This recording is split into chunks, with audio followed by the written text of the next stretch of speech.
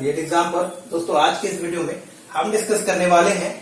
BEd fourth semester से unit 2। जी हाँ दोस्तों, हम बात करेंगे भाषा में पाठ्यक्रम, जिसे हम लैंग्वेज अक्रॉस दी करिकुलम भी कहते हैं। इस विषय में जब हम पढ़ते हैं, यहाँ पर ऐसे बहुत सारे प्रश्न आते हैं जो आपकी भाषा सीखने के संबंध में या चीजों को सीखने की प्रक्रिया के दौरान में जो समस्याएं या जो दृष्टिकोण हम बनाते हैं उससे संबंधित बहुत सारे आपने टॉपिक्स यहाँ पे देखे होंगे। जैसा कि आपको याद होगा, लास्ट वीडियो में हमने देखा था कि चाइल्ड और एडल्ट मिसकॉन्सेप्शन क्या होती है, यानी कि वयस्कों और जो बच्चे होते हैं उनमें जो भ्रांतियां होती हैं, जो गलत अवधारणाएं होती हैं, वो किस तरह से विकसित होती है, किस तरह से हमारी सोच को, तर्क को या कार्य करने की जो क्षमता होती है उसे प्रभावित करती है। आज की इस वीडियो में उसी क्रम को थोड़ा सा आगे बढ़ाएंगे और उसी से बिल्कुल संबंधित और महत्वपूर्ण पॉइंट जो है अल्टरनेटिव फ्रेमवर्क, जिसे हम वैकल्पिक ढांचा भी कहते हैं, इसको डिस्कस करें।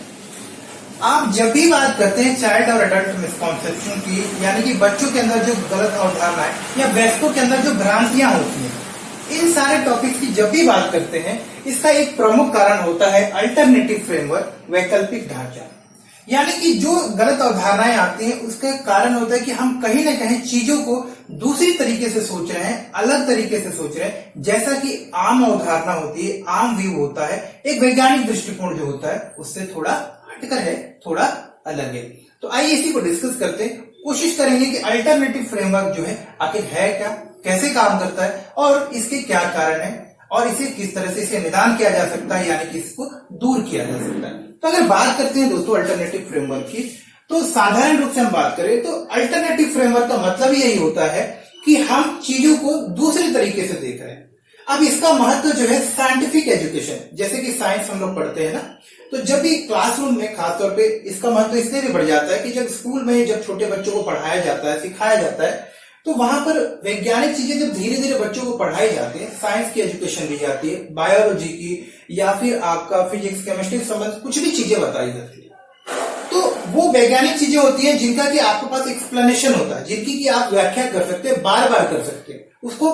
प्रूफ कर सकते हैं। लेकिन इन्हीं चीजों के बारे में, ऐसी बहुत सारी घटनाओं के बारे में हमारे दिमाग में बहुत सारी मिसकॉन्सेप्शन होती है। और ये मिसकॉन्सेप्शन जो होती है वो क्यों होती है? क्योंकि हमारे दिमाग में अल्टरनेटिव फ्रेमवर्क्स होते हैं, चीजों को देखने का, समझने का एक वैकल्पिक ढांचा होता है। हमने चीजों को समझने का एक अलग अपना खुद का ही एक तरीका बनाया है और इसके बहुत सारे कारण भी होते हैं। तो सबसे पहले इसको समझते हैं, फिर हम लोग यहाँ पे आते हैं। देखिए, वैकल्पिक ढांचा जो बनता है, यानी कि जो चीजें वैज्ञानिक दृष्टिकोण से सही है या आपके मान्य है, अगर हम उन सारी चीजों को थोड़ा दूसरी तरीके से सोचते हैं, और ये खास तौर पे छोटे बच्चों में होती है, और ये ढांचा देखने को भी तब मिलता है जब बच्चों को धीरे धीरे वैज्ञानिक दृष्टिकोण की चीजें बताई जाती है, यानी कि साइंस एजुकेशन जब देना प्रारंभ किया जाता है। जैसे क्लास में मैथ्स पढ़ाया जा रहा है या फिर आपको साइंस पढ़ाया जा रहा है, तो ये देखने में आता है कि बच्चों के दिमाग में या बच्चों के पास पहले से ही उस चीज के प्रति, जिस टॉपिक को हम पढ़ा रहे हैं, एक अपना अनुभव है, एक अपना विकल्प है, एक अपना सोच है। जैसे कि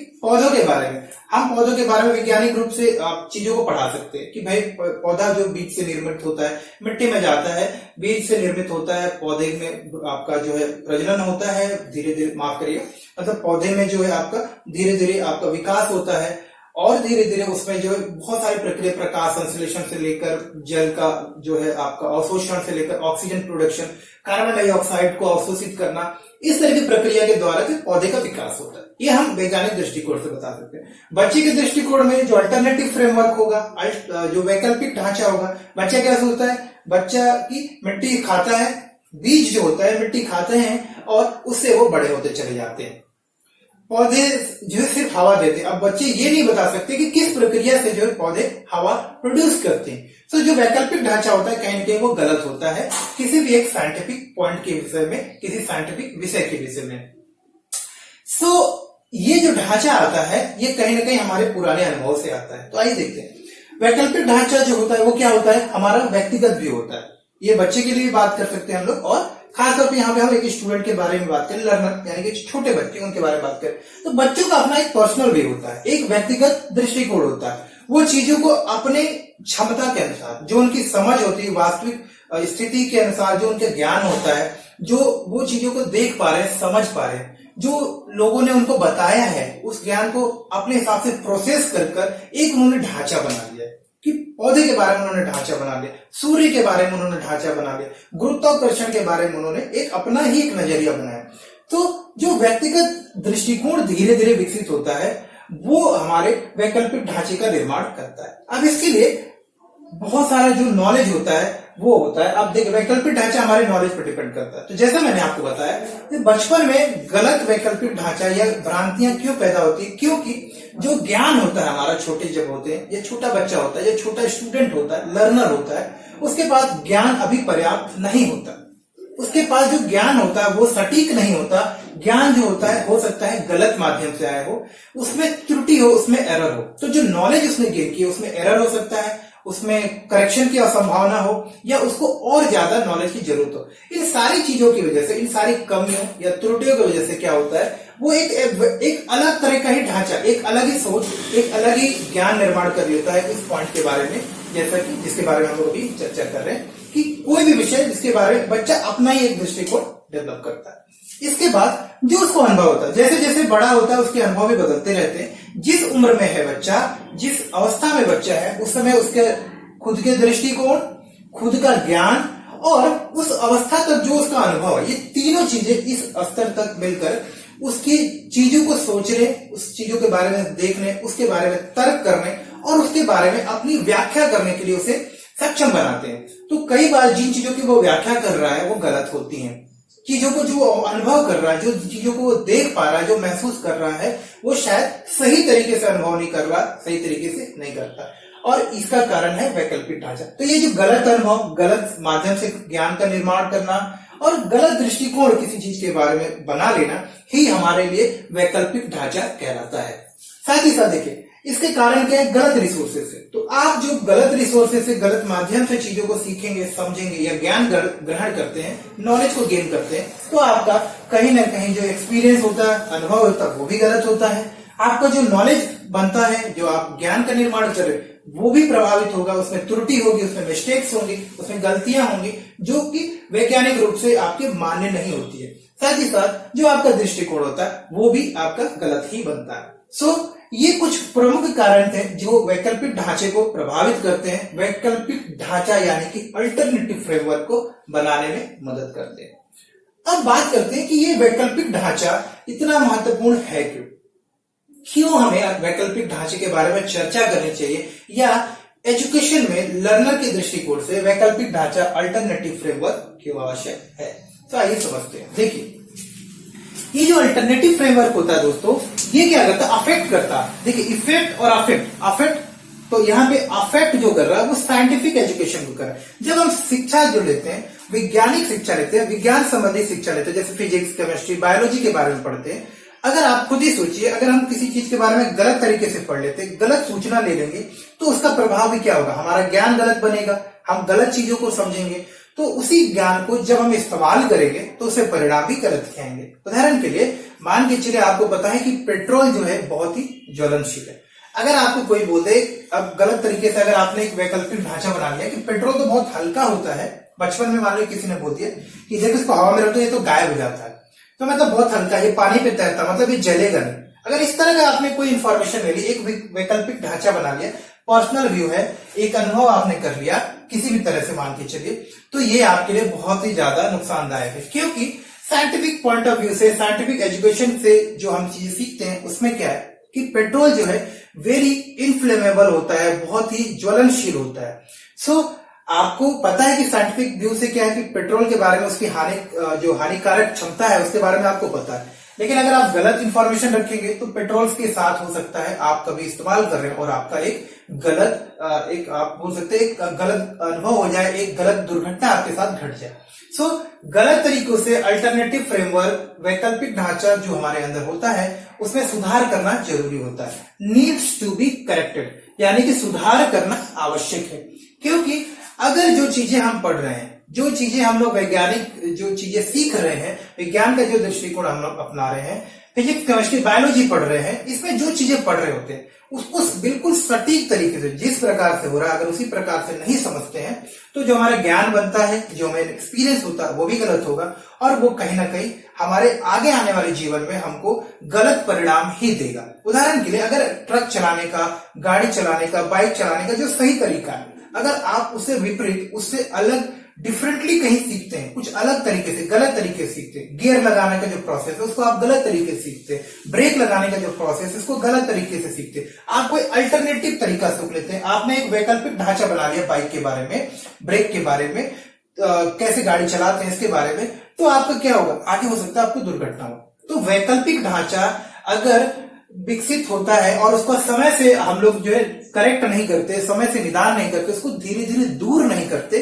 तो इसका लाभ क्या हो, इसका जो नुकसान होता है वो होता है हमारे गलत अनुभव के निर्माण से, जो कि आगे चल के हमारे व्यक्तिगत, हमारे व्यवसायिक, हमारे शैक्षिक, हमारे पारिवारिक, हमारे सामाजिक और सांस्कृतिक जो अनुभव हम गेन करते सबको प्रभावित करता है। सो ये तो है, लेकिन मुख्य रूप से जो अल्टरनेटिव फ्रेमवर्क है ये हमारे जो विज्ञान संबंधी शिक्षा है उसको प्रभावित करता है। तो अल्टरनेटिव फ्रेमवर्क को सुधारना चाहिए, इसमें आवश्यक बदलाव लाने चाहिए, ताकि चीजों को, जो वैज्ञानिक चीजें हैं, जो वैज्ञानिक दृष्टिकोण है वो हमारे अंदर हो और हम सही तरीके से चीजों को सीखें।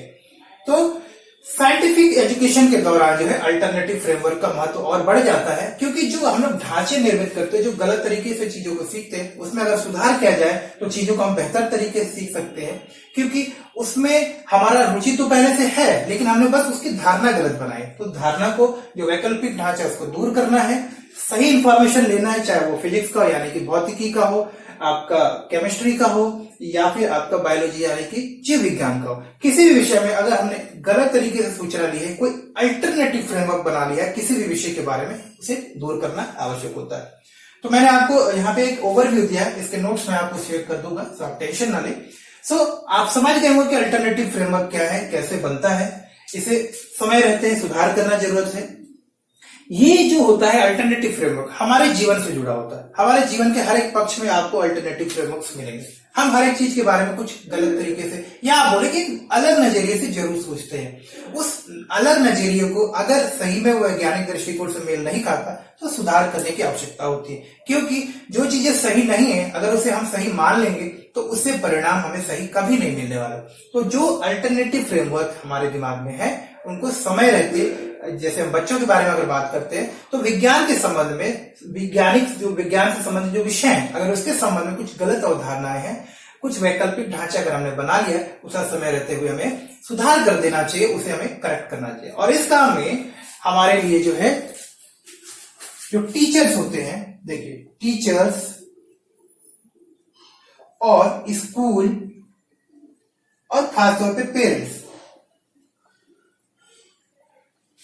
तो टीचर, स्कूल और पेरेंट, इनका योगदान बढ़ जाता है। इनको जो है आपको बहुत ही सतर्कता से बच्चों को ज्ञान के निर्माण की प्रक्रिया में ध्यानपूर्वक मदद करनी चाहिए। शिक्षकों को चाहिए कि जितने भी ऑथेंटिक सोर्सेस हो, सोर्सेज जो है, स्रोत जो है, माध्यम, ऐसे सोर्सेज से बच्चों को सिखाएं, चाहे वो फिजिक्स के बारे में हो, केमिस्ट्री के बारे में, बायोलॉजी,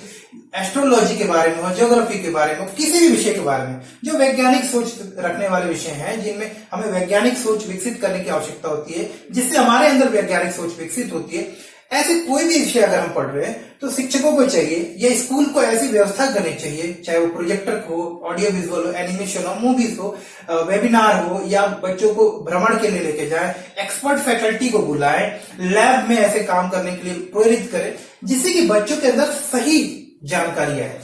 तो शिक्षकों को, टीचर को ऐसे साधनों को उपलब्ध कराने का प्रयास करना चाहिए जिससे कि बच्चों के अंदर सही जानकारी पहुंचे, सही जानकारी उनको मिले, जिससे कि उनके अंदर जो वैकल्पिक ढांचे बन गए हैं जो कि हानिकारक नहीं होते, बस उसमें सुधार करने की आवश्यकता होती है, जिनको कि उन वैकल्पिक ढांचों में आवश्यक सुधार करके, और आवश्यक सुधार सही सूचना, सही अनुभव देकर ही किया जा सकता है। सो शिक्षक, टीचर या पेरेंट कोई भी हो, इनका योगदान ये होना चाहिए, इनकी जिम्मेदारी ये होनी चाहिए कि बच्चों को सही जानकारी दी जाए, ताकि जो गलत वैकल्पिक ढांचा, गलत अल्टरनेटिव फ्रेमवर्क जो दिमाग में है वो ना बने, और बच्चे सही जानकारी के साथ अपनी शिक्षा को पूरी करें, जिससे कि उनके जीवन का जो अनुभव वो सही रहे, वो सही तरीके से तर्क कर पाए, सही तरीके से चीजों के बारे में सोच पाए, और जब जरूरत हो उस सही अनुभव के आधार पर सही दृष्टिकोण, नॉलेज, एक्सपीरियंस और रिसोर्सेज के माध्यम से अपने जीवन को बेहतर कर पाए।